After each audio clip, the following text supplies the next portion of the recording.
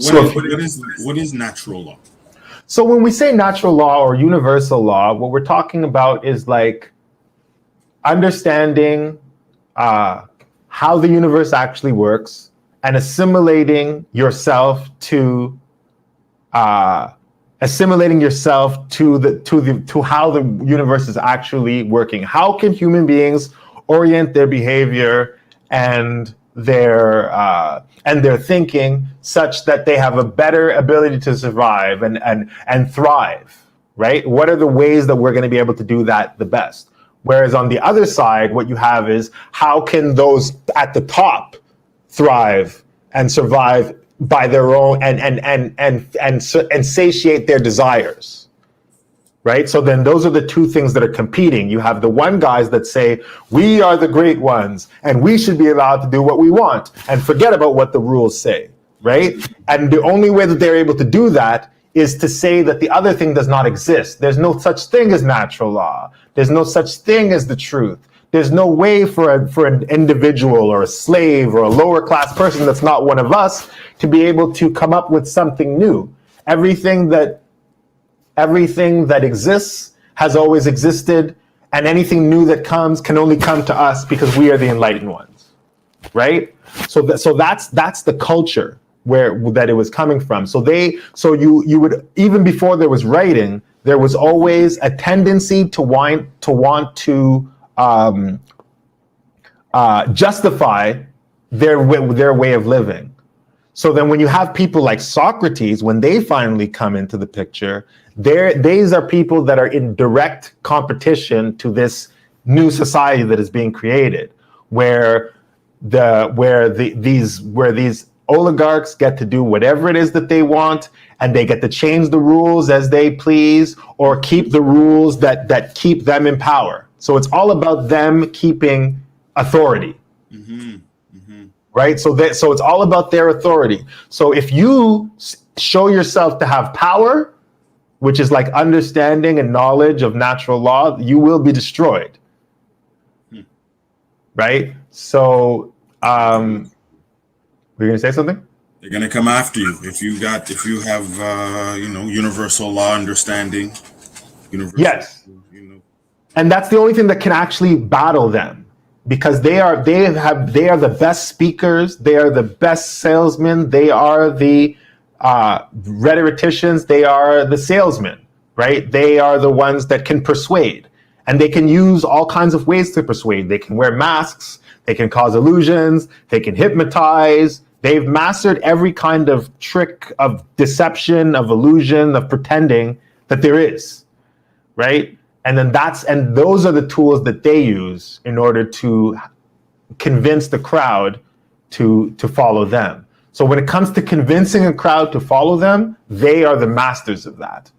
Okay. So that's why you always have to be careful, because it's like, if you are ignorant, then you have no chance of defeating these people. So that's why some of those different things that we were saying in the last episode, why they're so important, because you have to have a certain level of thinking in order for them not to be able to fool you. For example, if you have a doctor on this side on a stage and another guy on this side that's a persuader on this stage, and the crowd is full of ignorant people, the persuader will convince the crowd that put him as the doctor over everyone, and the doctor will be left there standing, twiddling his thumbs. But if you have a doctor and a faker in front of a crowd of doctors, nothing this persuader could say could convince that crowd of doctors to let him be the leader. Understand?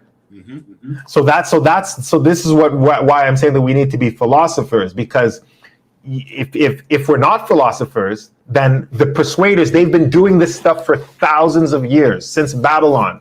A human being only lives 80 years.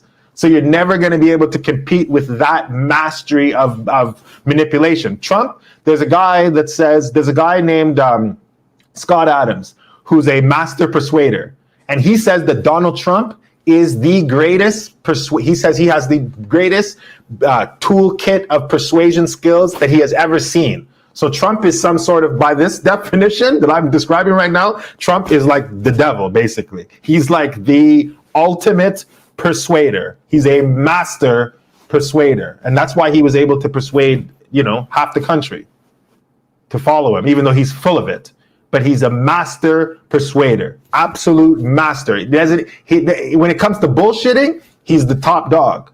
But all these things like being witty, being clever, knowing how to own people, destroy, all these things that you see on these YouTubers that are really famous, guys are all persuaders. Every one of them is a persuader. And they're actually proud of their persuader characteristics because the idea of a philosopher has been destroyed so thoroughly that they can stand up and say we're persuaders and no one will call them out and say, wait a minute, aren't you the guys that Socrates was fighting? Well, then how did the Brethren of a Common Life differentiate from being a persuader or being a flatterer?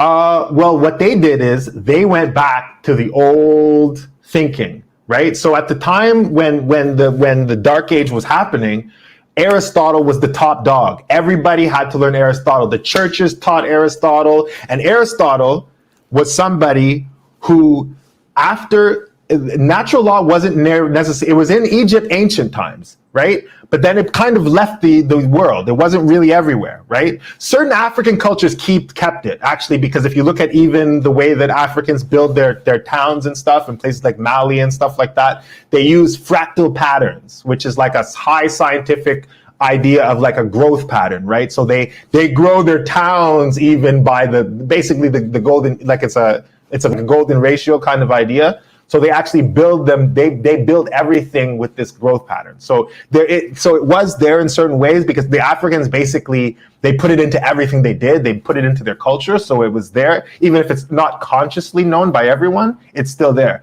But generally, in the rest of the world, the natural law was wiped out, and people were only following Aristotle. So, but prior to him, it was brought back by Socrates. So Socrates was the one who brought it back. But Aristotle, because he was a student, by virtue of being a student of a Socrates student, right, people really listened to him as the expert on Socrates. So he was able to basically degrade all the return to natural law that came with Socrates. So for hundreds of years, Aristotle's way of thinking, which was a complete demolishing of the idea of natural law, was what everybody did. So when these Brethren of the Common Light came in, what they did is because they were going back and looking at all these older things, they found that Socrates was there, and they found Plato, and they were like, oh, there's this other thing that's really the opposite of Aristotle. And then that's when they started digging into that, and that's when that got them into Pythagoras and natural law and the sciences. And the biggest thing that it brought them was the inspiration of Dante Alighieri's Commedia, right? Where he basically he gave the rallying cry for Europe, which was a new way of looking at themselves, right? Where so for Europe to thrive, they needed to have a new way of looking at themselves. Absolutely. They had to reject completely what they had been doing for hundreds of years. Through it all. I've been down this road before, but now I got my shit together.